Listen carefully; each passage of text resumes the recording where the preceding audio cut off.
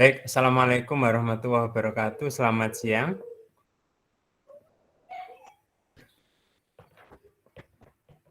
Waalaikumsalam warahmatullahi wabarakatuh. Siang, Pak. Waalaikumsalam warahmatullahi wabarakatuh. Selamat siang, Pak. Baik, slide saya sudah kelihatan, Mas, Mbak? Semuanya sudah? Tuh, Pak. Oke, ya. Baik, ini kita masuk di pertemuan yang ke-11, ya. Yakni kita akan sedikit membahas mengenai input-output, ya. Input adalah segala sesuatu yang kita masukkan sebagai inputan, dan output adalah hasil yang selanjutnya ditampilkan ya atau disuguhkan mungkin untuk end user ataupun mungkin diolah lebih lanjut. Baik, capaian pembelajaran mahasiswa dapat memahami tentang input output, konsep dasarnya dan I/O modul, program I/O serta interrupt ya. Kemudian pada pengantar di sini adalah perangkat input-output memiliki peran penting dalam sistem komputer, di mana keberadaannya itu digunakan user atau manusia dalam berkomunikasi dengan komputer, ya. Mulai dari punch card, ya, hingga voice recognition atau suara, ya. Digunakan manusia untuk mengoperasikan komputer dan mendapat respon dari komputer ya, berupa tampilan, monitor, hingga auto pilot driving, seperti itu ya. Seperti halnya pada Google itu sekarang ya sudah jauh berkembang ya. Jadi inputan untuk pencarian tidak perlu mengetikkan, tapi dengan voice ya, dengan deteksi suara, kemudian akan diterjemahkan ke dalam melalui program, diterjemahkan dalam perintah teks untuk kemudian dilakukan pencarian pada database Google. Selanjutnya ada input-output modul, itu merupakan salah satu komponen utama pada sebuah komputer ya. Jadi berfungsi sebagai kontrol dalam pengoperasian komputer, dari memberikan masukan berupa data untuk diproses atau punch card, kemudian kamera, fingerprint, dan scanner ya.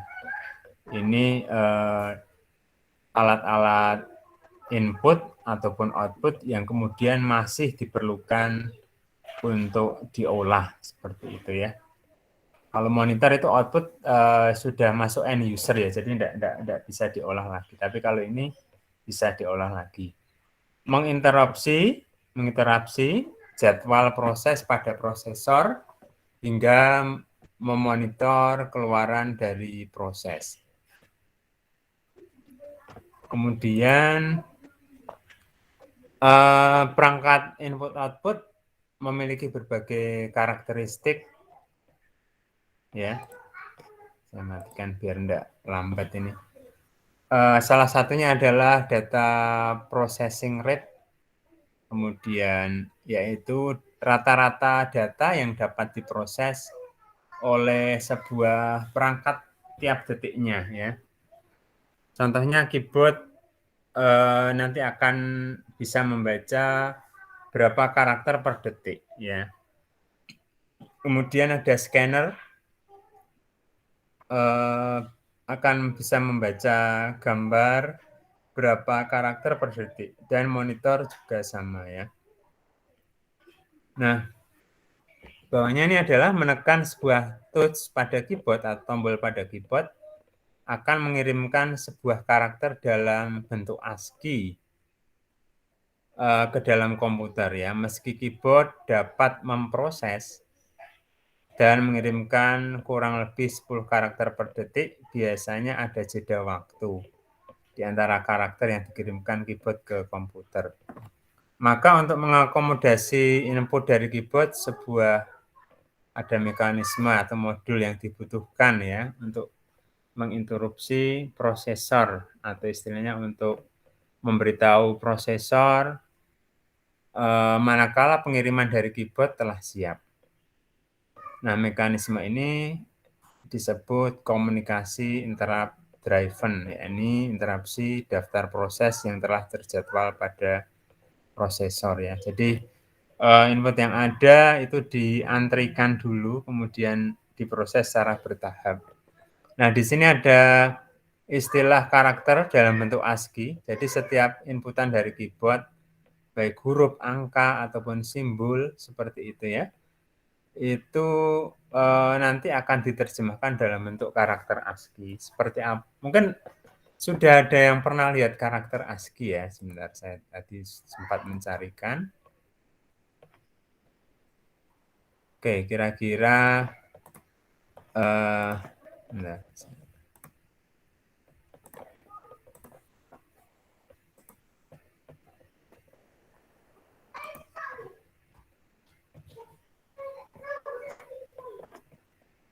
Kira-kira karakter ASCII seperti yang Anda lihat di monitor.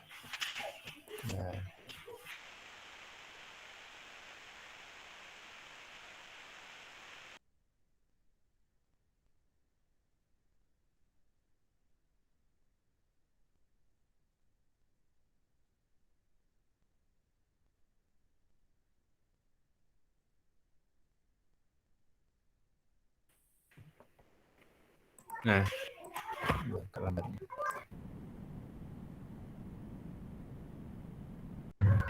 sebentar ya.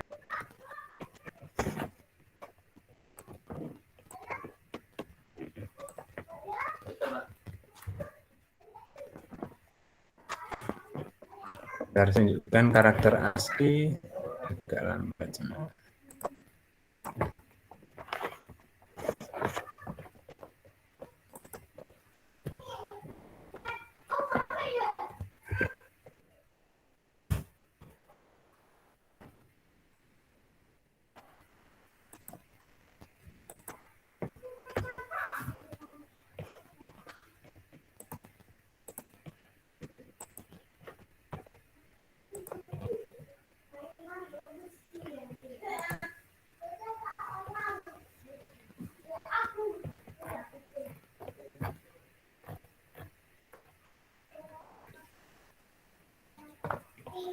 Baik, kelihatan untuk karakter ASCII-nya?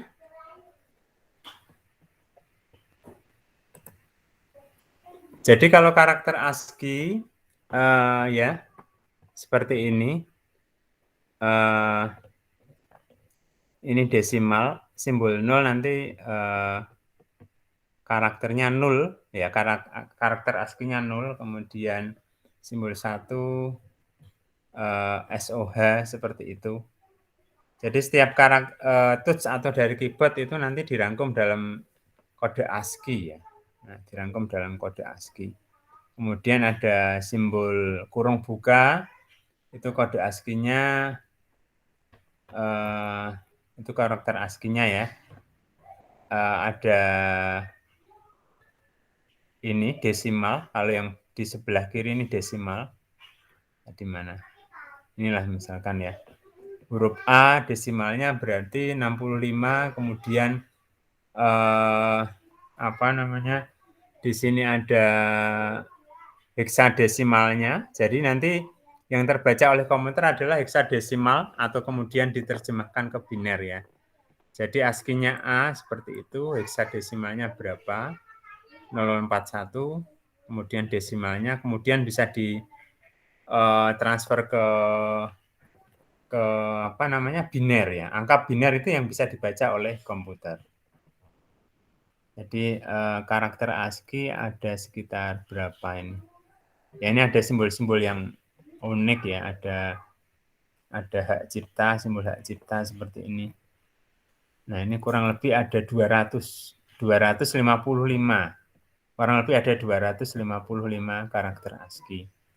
Jadi karakter ASCII yang ada ini diwakili oleh simbol heksadesimal yang sebelah kiri, kemudian desimalnya seperti ini. Lalu yang karena komputer hanya bisa membaca biner, maka dari hexa ini diterjemahkan ke biner ya. Nah, ini binernya ya, yang ini contoh binernya.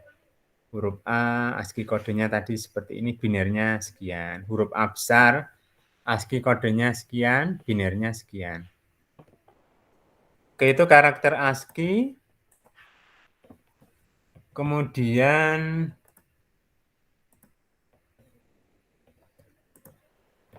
hard disk yang mampu mengirimkan beberapa juta karakter per detik, jika prosesor harus menunggu pengiriman data byte per byte, ya karakter ke karakter, maka akan membuang waktu ya, prosesnya akan menjadi lama, akan membuang banyak waktu penjadwalan. Maka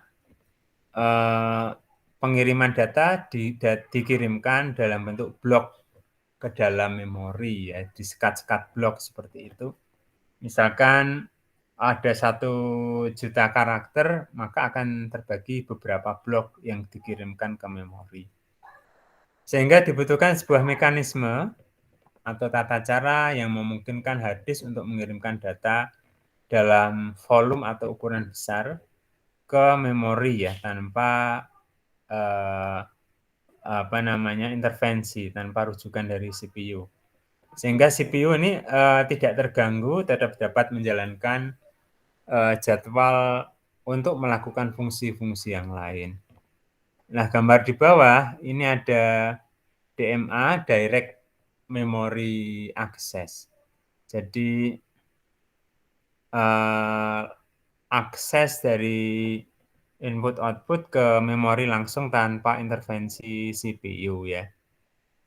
Kemudian ada program input output atau PIO ya. Jadi di sini perbedaannya dengan DMA.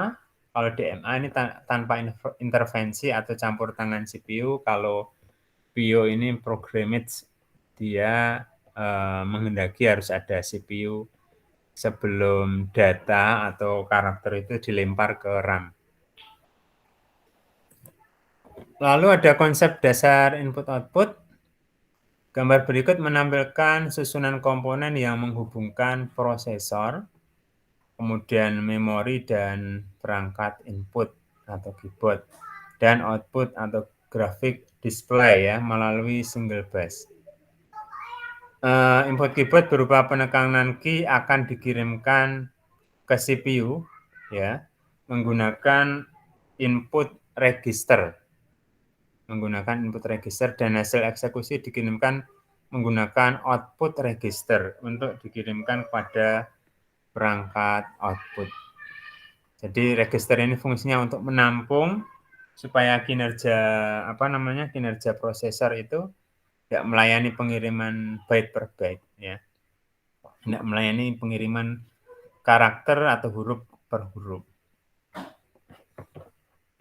Kemudian selanjutnya ada konsep dasar input output ya. Telah disebutkan bahwa ada perbedaan besar data pada processing rate antara prosesor dan perangkat input output ya. Sebuah cara sederhana untuk mengakomodasi perbedaan kecepatan ini adalah dengan deposit dulu ya, atau menitipkan karakter ke sebuah register, sehingga karakter tersebut tersedia hingga prosesor membutuhkannya. Jadi konsepnya adalah karakter yang diinputkan itu didepositkan dulu, dititipkan ke register, di blok-blok register seperti itu, hingga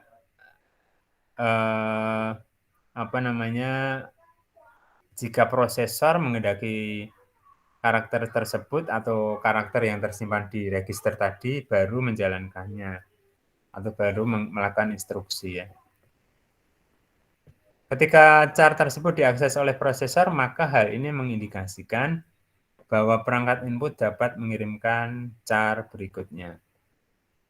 Kemudian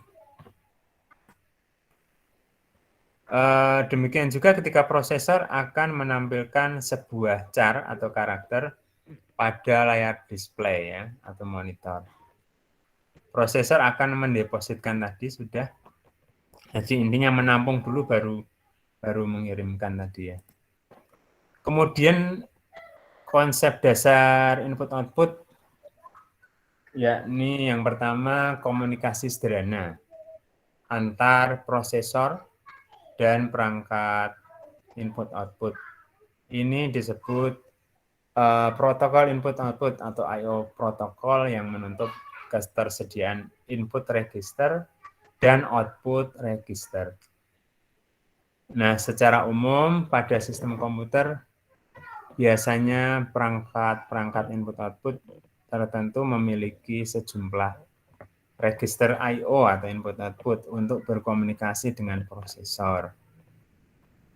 Bahkan sebuah mekanisme dibutuhkan agar prosesor dapat menangani register input output dengan baik. Setidaknya ada dua teknik dalam komunikasi antara perangkat I/O dan prosesor ya.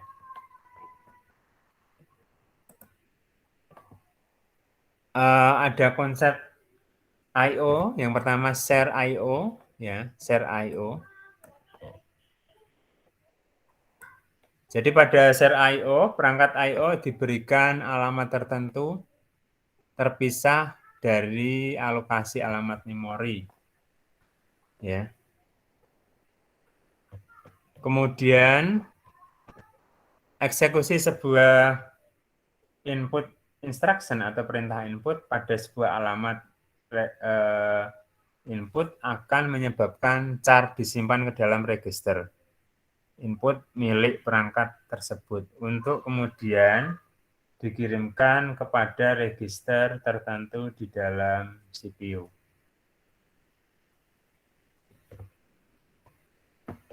Demikian pula jika terjadi eksekusi sebuah output atau instruction pada alamat perangkat output akan menyebabkan char atau byte yang tersimpan pada register dalam CPU dikirimkan kepada output register. Jadi di sini ada prosesor, kemudian memori, kemudian ada input device sama output device ya. Jadi prosesor ini menyerahkan ini ada address bus atau alamat bus. Kemudian ada data bus. Jadi address bus ini layanannya dari prosesor ke memori saja, tidak bolak-balik. Kemudian data bus ini bisa berinteraksi, panahnya bolak-balik ya. Lalu ada memori control line. Ini yang berperan adalah prosesor ya, jadi prosesor ke memori. Selanjutnya ada prosesor ke input device.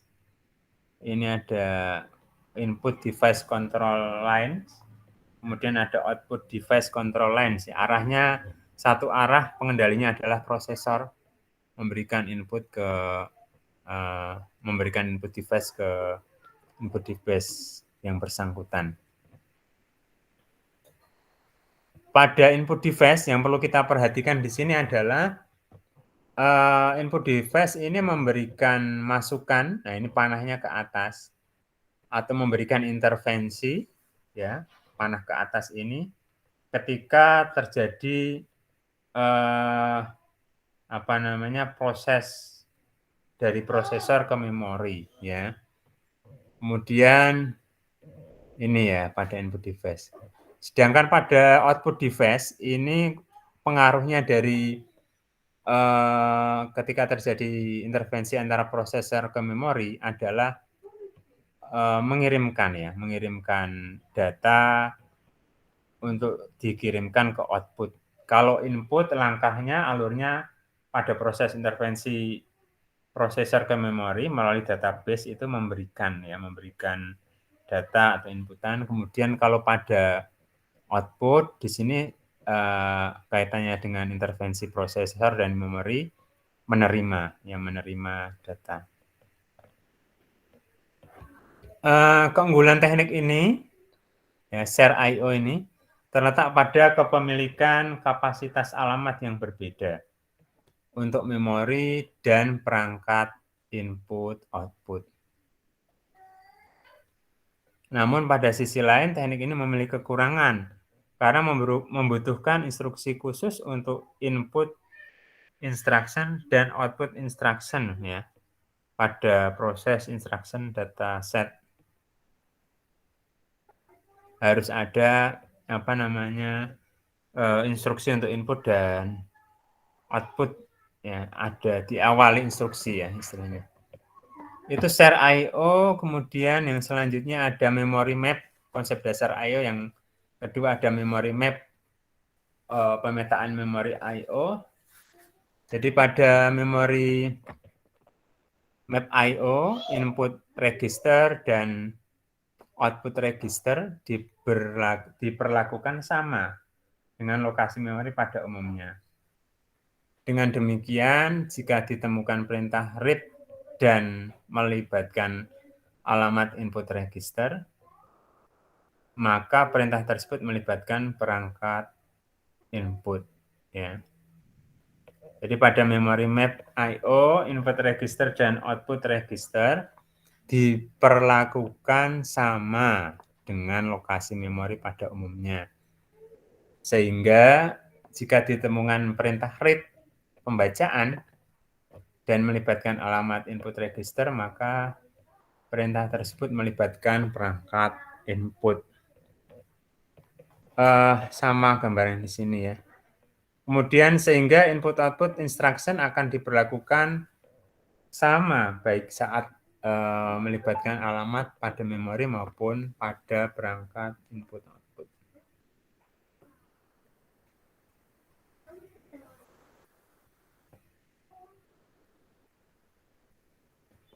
Kemudian keunggulan teknik ini tidak membutuhkan perintah khusus input-output ya, instruction pada perangkat I/O, sehingga lebih banyak perintah-perintah yang bisa digunakan. Kekurangannya adalah sebagian alokasi memori harus disisihkan ya untuk pengalamatan perangkat I/O. Jadi agak boros di memori ya. Karena di sini memang nama saja memory map, pemetaan memori ya, sehingga jumlah total alokasi memori yang tersedia akan berkurang. Ya, sebagian blok memori untuk alokasi tadi, karakter yang dikirimkan.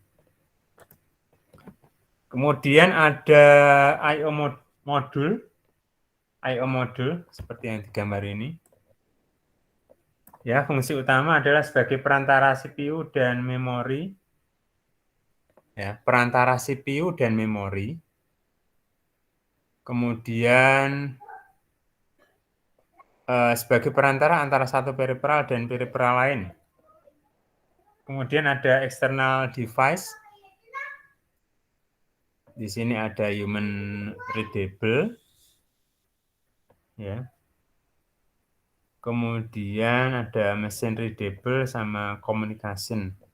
Communication ini kaitannya output juga ya, input output mestinya ini. Ada modem kan input output, kemudian network interface card atau NIC. Ada kategori fungsi I/O modul. Yang pertama kontrol dan timing, pengawasan atau kontrol dan pewaktuan. Lalu ada CPU komunikasi, ada device komunikasi, ada data buffering. Buffer itu pengesapan data-data ya, per sub-sub gitu ya, seperti pengelompokan data ya. Kemudian ada error detection, pendeteksian error itu juga ada. Error detection ya fungsinya ketika misalkan keyboard tidak support atau tidak connect, maka akan muncul deteksi di situ dan ada pesan kepada user bahwa keyboard not found seperti itu, atau mouse not found seperti itu, atau peripheral tertentu not found. Kemudian ada teknik operasi input-output, ya. Ada beberapa teknik operasi untuk input-output. Yang pertama ada program I/O, ya. Jadi terjadi pertukaran antara prosesor dan I/O modul. Prosesor mengeksekusi sebuah program yang memberikan prosesor akses langsung. Jadi butuh program di sini atau aplikasi atau operasi I/O termasuk mengetahui status perangkat. Pengiriman perintah read dan write serta pengiriman data, ya. Saat prosesor memberikan perintah pada I/O prosesor, prosesor harus menunggu hingga I/O modul menyelesaikan operasi I/O sehingga prosesor akan membuat banyak waktu. Yang perlu garis bawahi di sini adalah ada aktivitas menunggu ini, ya. Aktivitas menunggu hingga I/O modul menyelesaikan operasi I/O. Jadi prosesor ada beban di sini, ya, akan membebani, akan memperlambat. Kemudian ada interrupt driven input-output. Pada teknik kedua, prosesor mengirimkan input-output komen lalu melanjutkan eksekusi. Setelah mengirimkan input atau output, kemudian melanjutkan eksekusi instruksi. Nah, instruksi lain dan saat input-output modul menyelesaikan perintah, ia menginterupsi prosesor. Sehingga dengan teknik ini prosesor tidak membuang waktu, ya.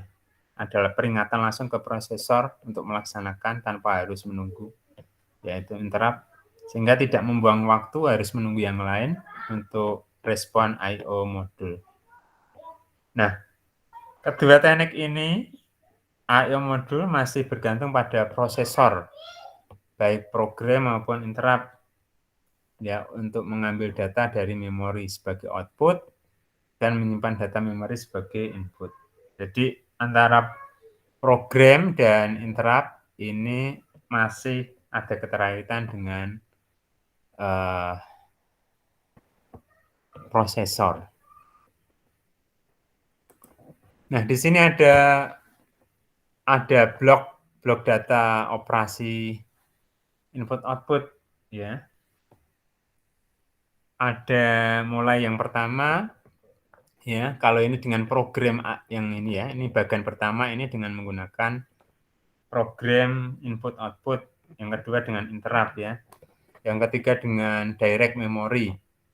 Bisa diperhatikan kalau pada program input output di sini ada isu read pembacaan, komen pembacaan, perintah pembacaan ke input output diawali dengan pembacaan perintah ke input output modul, ya. Selanjutnya dilanjutkan ke pembacaan status dari input output modul. Di sini ada I/O yang berperan adalah input output ke CPU langsung. Ke bawah lagi ada pernyataan cek status, ya, cek status. Kalau terjadi error kondisi, maka kembali ke pembacaan status, ya, pembacaan ulang lagi. Kalau tidak ada error, maka ready, dinyatakan ready.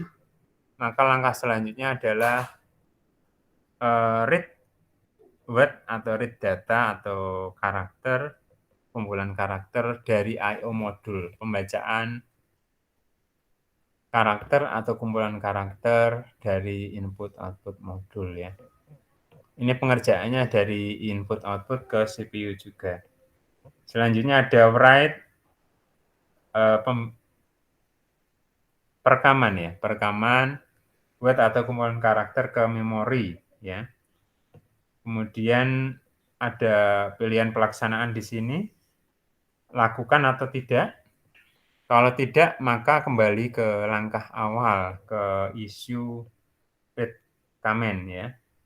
Kalau dilakukan maka akan menuju ke instruksi selanjutnya.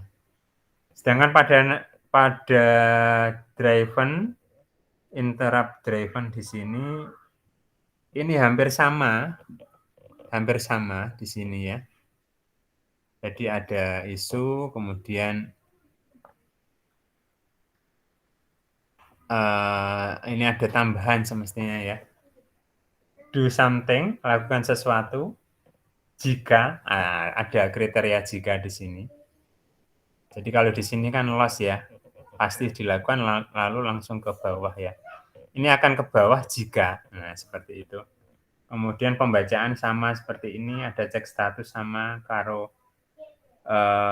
Namun di sini kalau error akan berhenti ya. Sedangkan di sini pembacaan kembali dibanding kepada program di sini perbedaannya ada panah ke atas lagi, kembali ke read status.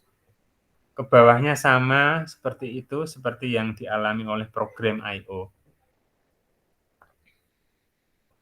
Ya, perbedaannya hanya ada pengembalian ketika terjadi error, pengembalian ke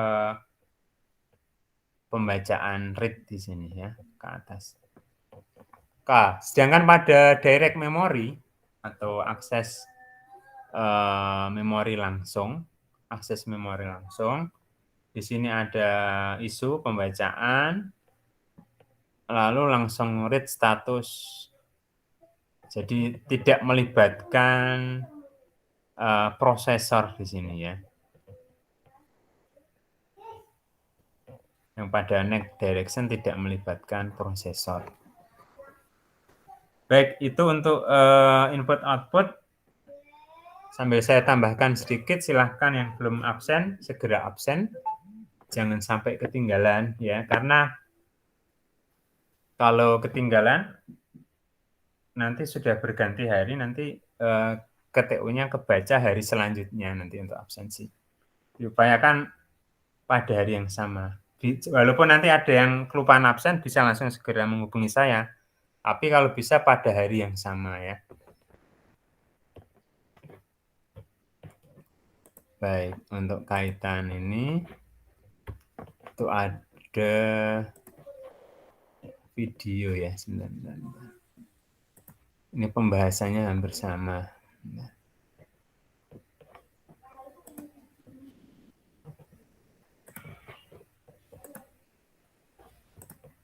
Saya copy aja.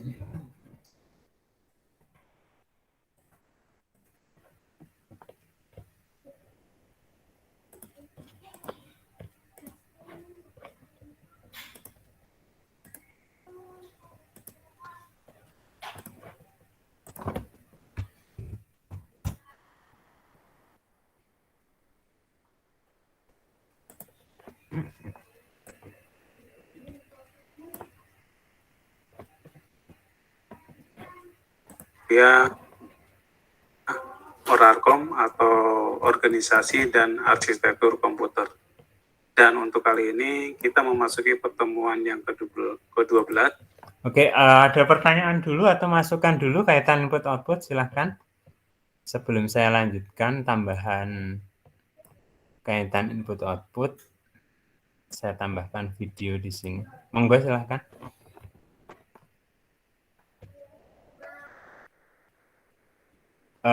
Saya lanjutkan sedikit materi tentang input output ya. Ini ada video saya putarkan videonya saja.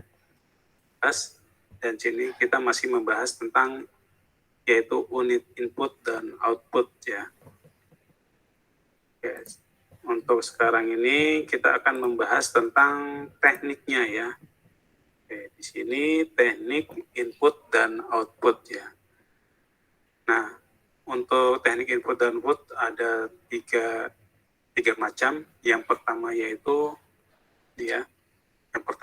input output terprogram, terus yang kedua interrupt file, terus yang ketiga DMA atau direct memory access ya.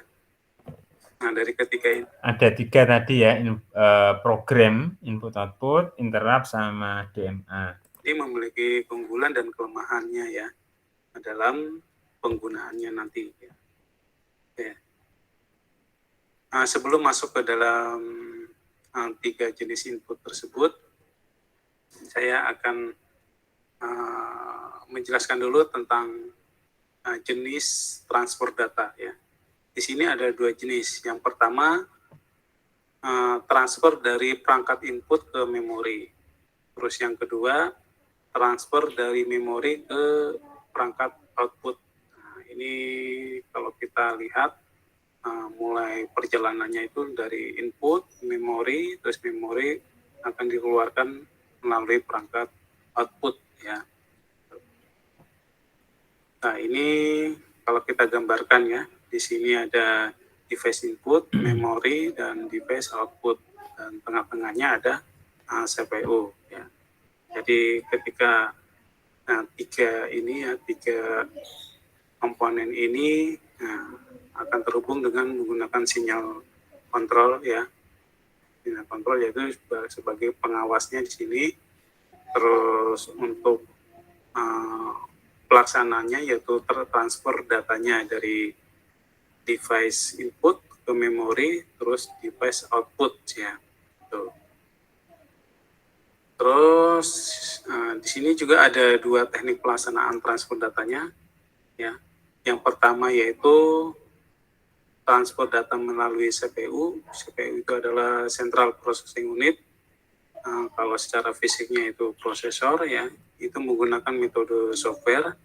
Terus yang kedua transfer data tanpa melalui CPU atau dengan istilah lain metode hardware atau metode perangkat keras. Ya.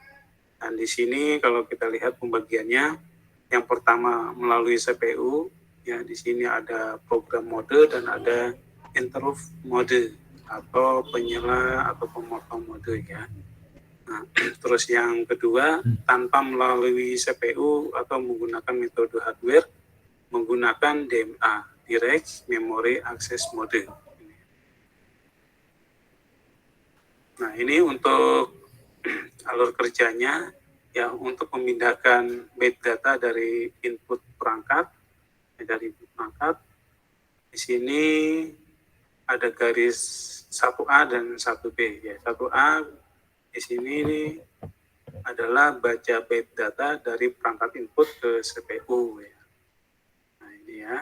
Terus yang 1B yaitu pindahkan byte data, dipertukarkan antara CPU dan modul input output ya. Jadi CPU atau output. Nah, sekarang modul input output ya. Jadi CPU atau prosesor mengeksekusi program yang memberikan operasi input output kepada CPU secara langsung. Seperti kayak pemindahan data, terus pengiriman perintah, terus monitoring perangkat ya. Dan untuk melaksanakan perintah input output, CPU mengeluarkan sebuah alamat bagi modul input output dan sebuah perintah input output yang akan dilakukan ya. Dan kelemahannya kalau menggunakan teknik input output terprogram, bahwa nanti CPU ini akan menunggu sampai operasi input output itu selesai ya, selesai dilaksanakan, sehingga akan membuang waktu. Dalam teknik ini modul input output tidak dapat melakukan interupsi ke CPU. Jadi harus bergantian dalam satu perintahnya. Nah, kalau perintahnya sudah selesai baru ke perintah berikutnya. Jadi di sini membuang waktu untuk dalam alur kerjanya. Ya. Untuk klasifikasi dari perintah input output ya, atau pembagian dari perintah input output. Yang pertama perintah kontrol atau pengawas ya. Jadi perintah ini digunakan untuk mengantisipasi perangkat periferal atau perangkat tambahan dan memberikan tugas yang diperintahkan kepadanya. Ini perintah kontrol. Terus yang kedua perintah tes ya. Jadi perintah ini digunakan CPU untuk menguji berbagai kondisi status modul input output dan perangkatnya. Jadi CPU atau prosesor perlu mengetahui perangkatnya dalam keadaan aktif dan siap untuk digunakan. Terus berikutnya juga di sini ada perintah read ya. Ini kaitannya dengan membaca, yaitu perintah pada modul input output untuk mengambil satu paket data untuk disimpan di dalam buffer internal atau dalam proses internalnya, yaitu untuk kemudian paket data dikirim melalui data setelah terjadi sinkronisasi data maupun kecepatan transfer. Nah, terus ada lagi perintah write atau membaca. Jadi CPU memerintahkan modul input output untuk mengambil data dari base data untuk diberikan pada perangkat tujuan. Ya, ini klasifikasi atau pengelompokan dari dalam intrusi input output, yaitu ada input output ya, dilakukan pemisahan ruang pengalamatan ya, bagi memori dan ruang pengalamatan bagi input output. Dengan teknik ini diperlukan bus yang dilengkapi dengan saluran pembacaan dan penulisan memori ditambah saluran perintah output. Ini kaitannya dengan teknik input output yang dalam pengimplementasian perintah input outputnya ya. Jadi memang di sini ketika kita ya ini tentang tadi yang dengan modul terprogram tadi ya, intinya memperlambat kali ini ya. Ini tekniknya ada dua tadi, memory map, pemetaan memori seperti itu. Kemudian ini ada tambahan lagi isolated ya, atau isolated I/O, ini pemisahan ruang, mengisolasi ya, pemisahan ruang. Jadi akan semakin lambat. contoh secara fisiknya kaitannya dengan jadi pembacaan status device ya, pembacaan status device. Nah, jadi kita di sini melihat dulu ya dari CPU-nya, dia akan membaca status dari perangkatnya, perangkat inputnya, yaitu mungkin dari keyboardnya, dari mouse-nya, ya statusnya aktif atau belum, ya harus dia normal atau tidak gitu ya. Terus yang kedua, langkah kedua ini daerah sini antara memori dan CPU. Jadi transfer data dari ke memori ya. Jadi setelah statusnya sudah oke, sudah berhasil, ya berarti transfer data bisa dilaksanakan. Terus langkah ketiga yaitu pengiriman data ke drive ya, atau ke drive device ya, di bagian ketiga di sini ya. Itu ya. Jadi ketika kita mengirim atau mengcopy file dari flash disk contohnya ya, dari flash disk ke hard disk. Nah, jadi prosesnya itu di sini akan membaca status device-nya dulu ya. Device flash disk-nya ya, sudah ready atau belum. Terus nanti data itu tidak langsung ke hard disk ya. Jadi melalui sini dulu ya. Kalau kita lihat dari sini, CPU ke memori dulu ya. Jadi transfer datanya dari CPU ke memori dulu. Setelah itu baru masuk ke hard disk. Tidak langsung ke hard disk. Jadi melalui CPU dan memori dulu.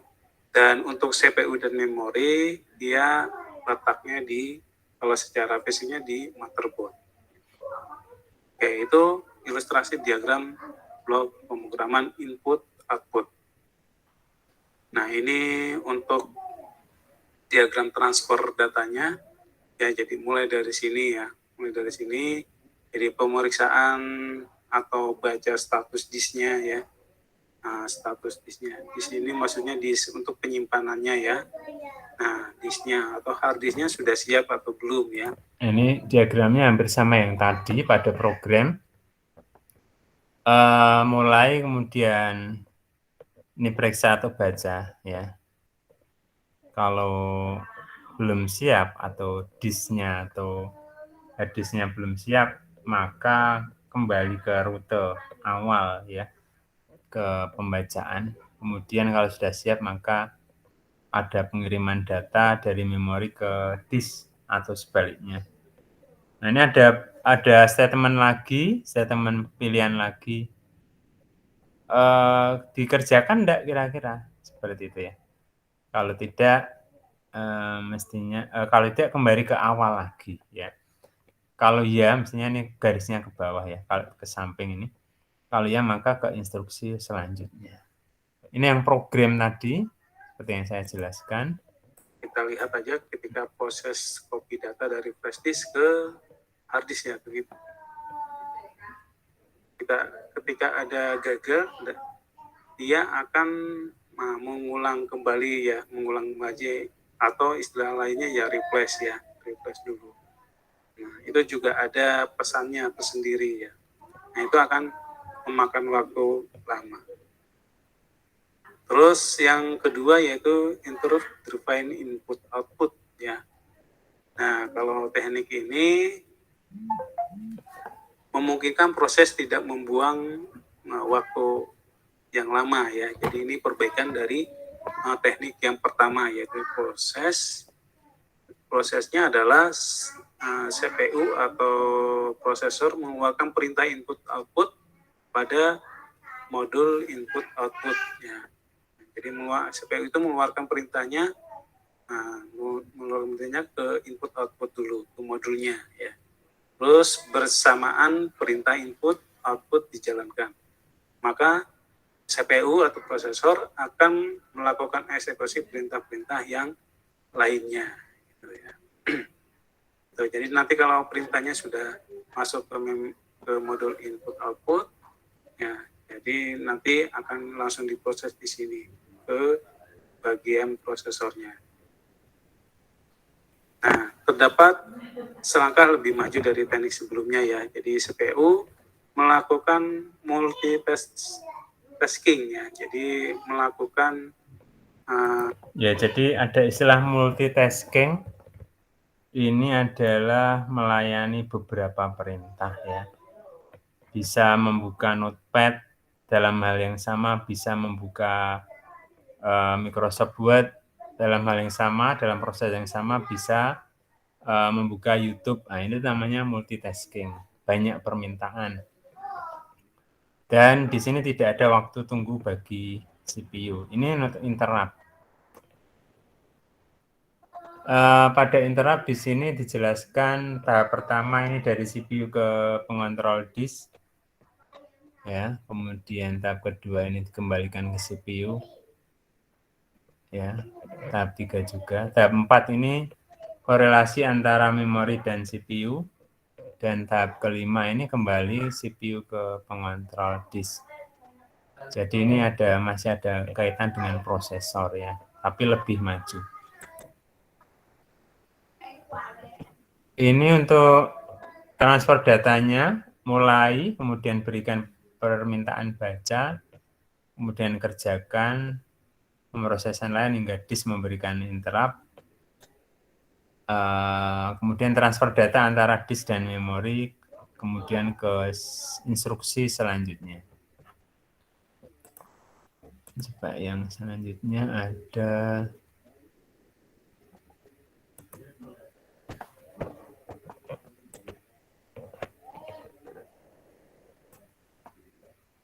DMA ya, yang terakhir ada DMA itu di DMA ya. Nah, kalau kita lihat di sini untuk cara kerjanya, di sini ada data count, ya, data count-nya, terus ada register data, terus ada register alamatnya. Nah, ketika kita mau transfer, di sini akan terkelompokkan dalam data lens ya, yaitu akunnya dulu. Kalau sudah punya akun di register ya, dalam register itu nanti ada pengalamannya. Jadi akan lebih cepat ya. Jadi kalau kita mengirim mengirim data atau mengirim surat, kalau sudah ada alamatnya, akan lebih tertuju ya. Terus setelah itu nanti ada kontrol logikanya ya. Kontrol logikanya itu kaitannya dengan proses DMA ya. Di sini nanti ada read, ada write, ya, ada request dan lain-lain. Nah, ini untuk konfigurasi modul DMA-nya ya. Jadi kalau kita lihat di sini ada 3 macam, ada yang single bus, ada single bus integrated DMA input output, ada yang input output bus. Yang single bus, nah prosesnya di sini ya, CPU atau prosesor. Nah, sebelum kita masuk ke proses input output, di sini ada DMA dulu ya, DMA. Terus dilanjutkan ke input output terus memori. Nah, kalau yang ini menggunakan single integrated DMA input output ya. Nah, di sini di dalam DMA itu terdapat juga input output ya. Dan ada lagi yang menggunakan input output bus ya. Nah, ini.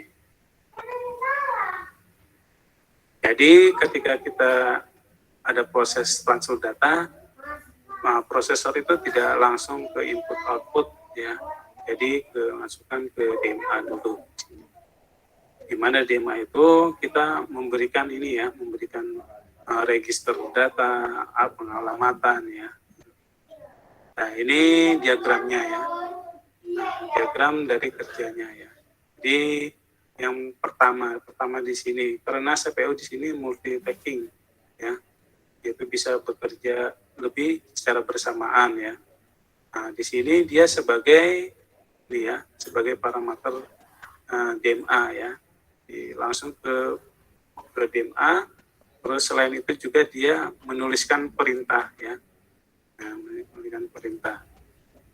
Nah, setelah itu dia juga di dalam atau langkah selanjutnya itu ada permintaan data ya, permintaan data dari pengontrol disk ke pengontrol DMA. Setelah itu dia ada alamat, sinyal baca, dan data itu kaitannya dengan untuk penyimpanan datanya atau sebaliknya ya, penghapusan juga bisa di sini. Terus yang 7 di sini proses 7 jawaban data ya, jawaban data. Terus nanti di sini ada sinyal bit akhir ya, yang ke-8. Terus yang ke-9 di sini adalah itu untuk interupsinya. Tuh. Nah, jadi di sini CPU-nya multitasking ya. Jadi dia berpikir lebih banyak ya, dibandingkan dengan teknik sebelumnya ya. Tuh. Nah, ini kalau kita lihat diagramnya seperti ini, cara kerjanya. Jadi mulai, terus setelah itu nanti CPU atau prosesor melakukan konfigurasi pada ini ya, pada disk ya, pada disk untuk transport DMA-nya. Nah, kalau kita langsung nanti CPU akan mengeksekusi proses lain ya, proses lain. Nah, kalau sudah device DMA itu melalui transport secara independen ya, antara DMA dengan CPU ya. Gitu. Nah, jadi CPU itu dia berpikirnya dua ya, secara independennya dulu dan bisa melakukan pengeksekusian proses yang lain. Setelah itu nanti kalau sudah selesai ke instruksi selanjutnya. Dan tentunya juga nanti dalam segi waktu akan lebih cepat dibandingkan antara teknik yang 1 dan 2.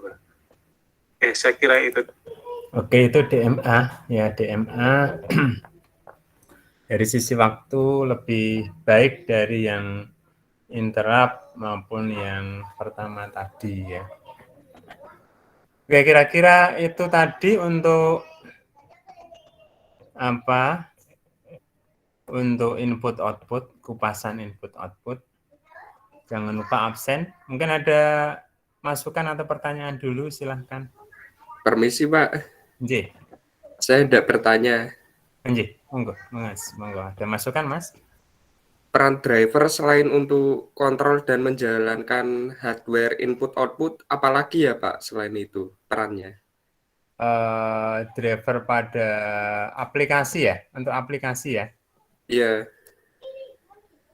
Ya, konsepnya secara inti mengkaitkan ya Mas. Perannya untuk mengkaitkan, untuk driver itu mengkaitkan supaya hardware baru khususnya itu bisa berkomunikasi ya, berkomunikasi dengan peripheral yang ada di dalam komputer ya. Pengenalan lah, tidak lebih dari pengenalan. Tidak lebih dari pengenalan, kemudian pengenalan itu sendiri nanti akan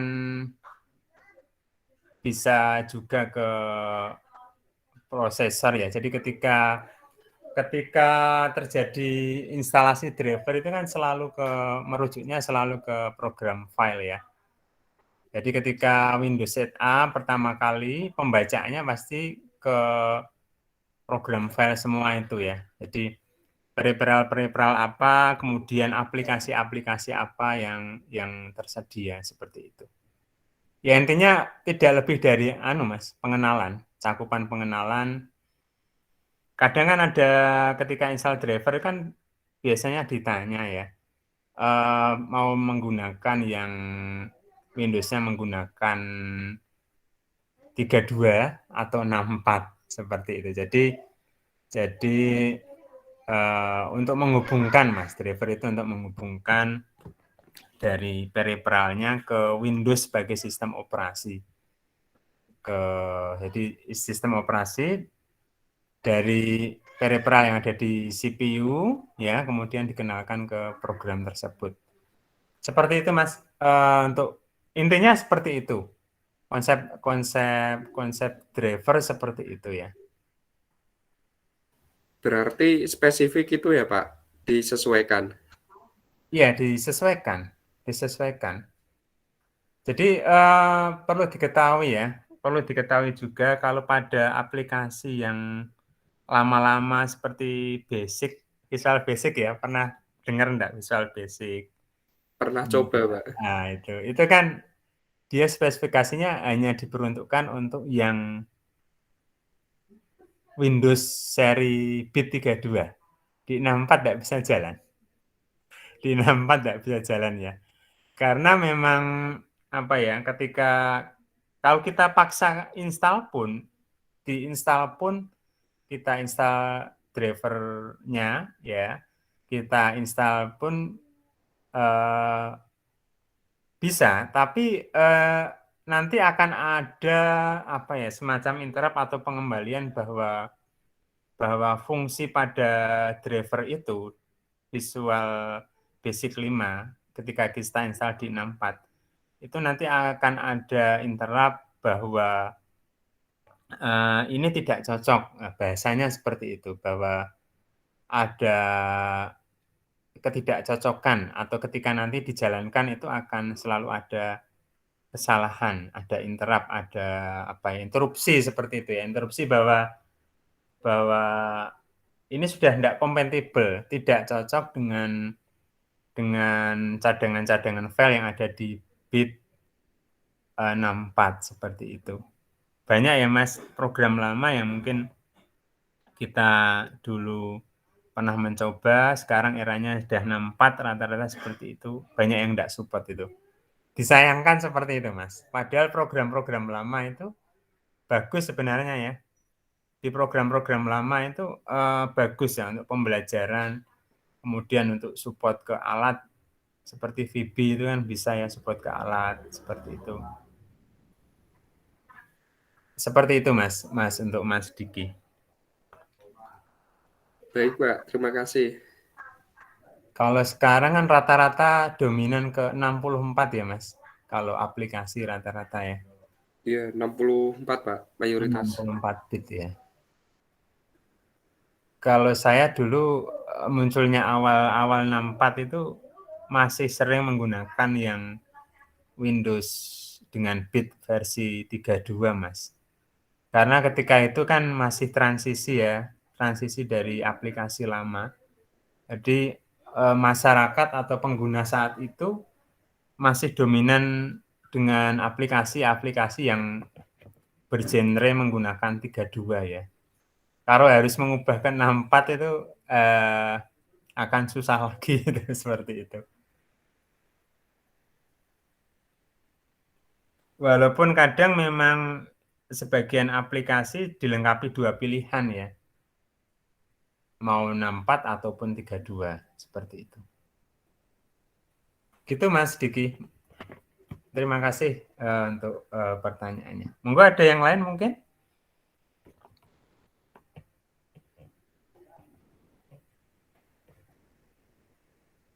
Program Python ada yang sudah pernah nyoba Python? Eranya era Python ini sekarang yang lagi ngetren. Python dan korelasinya ke big data ya, ke data-data besar. Bagus itu Python kalau Anda mau nyoba. Dan kalau menurut versi saya ya, kalau perbandingan saja ini, kalau Java Anda dapat? Mas Diki dapat enggak? Java. Sudah dapat belum, Umroh? Dapat, Pak.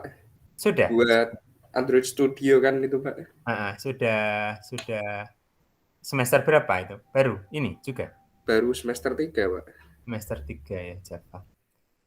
Kalau menurut saya untuk Java dan Python itu dari sisi saya sendiri dari perbandingan enak ketika kita menggunakan Python itu pemrogramannya ya.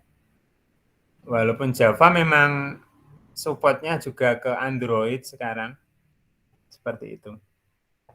Cobalah nanti sedikit ya enggak mungkin kalau Anda sudah terlanjur senang Java, coba nanti enggak ada salahnya coba Python seperti apa. Nanti coba lakukan perbandingan.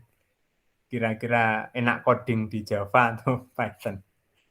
Seperti itu ya. Mungkin peruntukannya, kalau peruntukannya hampir sama sih. Hampir sama.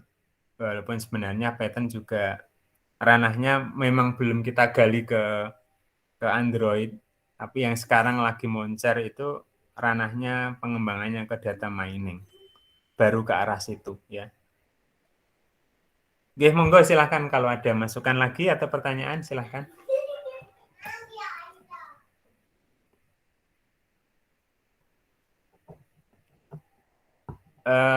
Baik kalau tidak ada pertemuan kita sampai di sini.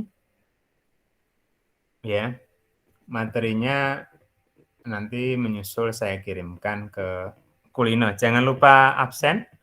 Kalau Kulino itu kalau absen melebihi dari hari itu setnya berarti dianggap absen hari itu ya, hari yang selanjutnya. Jadi kalau misalkan ada yang memang ketinggalan, silahkan pada hari yang sama langsung menghubungi saya. Silahkan. Ya, terima kasih Mas Diki dan rekan-rekan semuanya. Oh iya, Terima ini kasih juga, Pak. ada program Mas ya, ada program Kampus Merdeka yang mahasiswa mengajar di sekolah-sekolah itu sudah ada kayak udah telat atau belum itu ya? Ada yang ikut enggak kelas ini? Program mengajar itu kayaknya nanti konsepnya kalau ini sudah periode 3 ya, kemarin 1 2. Periode 3 ini jadi nanti Anda fokus mengajar di SD atau SMP dengan keilmuan kalian yang kalian miliki ya. Paling sederhana lah kalau SD SMP ya. Nanti akan ada jadi mungkin Anda tidak perlu kuliah, itu sudah ada. Jadi program ketika Anda ikut itu nanti ada pengakuan sejumlah berapa SKS, 12 atau 20-an kalau tidak salah ya. Itu sudah diakui seperti itu. Jadi otomatis nilainya sudah keluar, kemudian nanti akan ada potongan SPP kalau tidak salah, sekitar 2,4 juta itu, potongan SPP atau SKS, dan ada uang saku juga 1,6. 1,6 itu per bulan. Itu lumayan itu.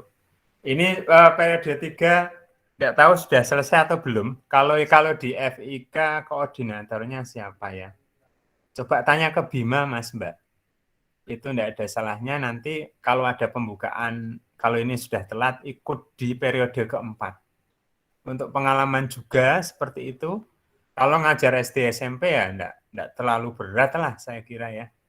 Itu untuk pengalaman juga. Yang kedua sudah ada istilahnya ganti SKS ya, ganti SKS. Jadi Anda enggak perlu selama 1 semester enggak perlu kuliah seperti itu. Kemudian sudah diakui berapa SKS-nya. Kemudian ada potongan biaya tadi. Jadi ada 2,4 kalau tidak salah itu sudah terinclude memotong biaya kuliah Anda, ada tambahan 1,6 untuk uang saku, seperti itu. Kalau bisa dimanfaatkan nanti, kalau periode 3 saya belum tahu batas waktunya kapan terakhirnya, tapi udah mulai dibuka ya. Kalau memang periode 3 udah tutup, tidak ada salahnya nanti di periode 4 ikut, mumpung semester kalian masih semester belum semester lanjut atau tinggi ya, masih di semester awal. Itu saran dari saya, monggo nanti bisa dimanfaatkan, aktif di situ, ada keuntungan yang bisa kalian dapat. Monggo dimanfaatkan Mas Diki dan teman-teman. Ya. Berapa bulan itu, Pak? Itu pewaktuannya kalau tidak salah 5 bulan, Mas. 5 bulan. 5 bulan ya. Coba nanti digali itu Mas, ditanyakan Bima itu, program Kampus Merdeka untuk yang mengajar di SD atau SMP itu. Nanti ada dosen DPL istilahnya ya, dosen pengawalan di lapangan juga diarahkan seperti apa. Jadi untuk kesananya nanti diintegrasikan dulu, tidak otomatis langsung menghubungi pihak sekolah atau departemen pendidikannya langsung, tapi ada dosen yang mengawal ke sana. Oke, untuk saran saja di selanjutnya barangkali nanti ada pembukaan untuk yang program mengajar di sekolah bisa dimanfaatkan.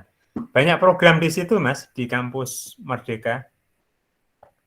Coba cari di internet, yang tahu persis adalah Bima, gali di sana, banyak program. Kemarin ada program magang juga, magang seperti itu, kalau tidak salah dikasih uang saku.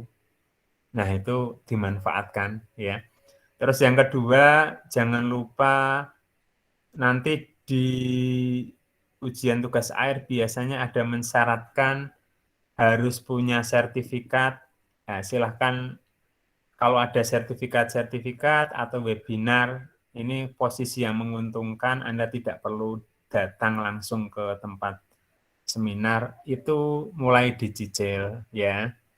Kalau bisa cari yang levelnya nasional seperti itu ya. Itu bisa Anda cicil 2 atau 3 sertifikat.